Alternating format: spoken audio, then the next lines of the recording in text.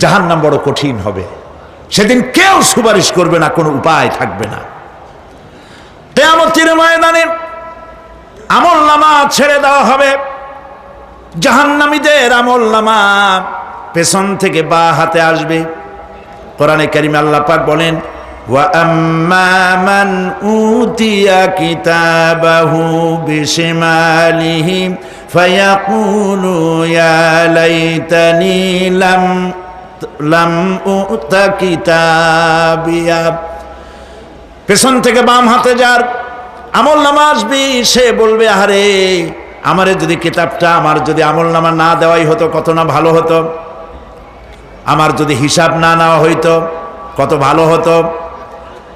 ওয়ালান আদরি মা হিসাবিয়া ইয়া লাইতাহা কানাতিল কাদিয়া।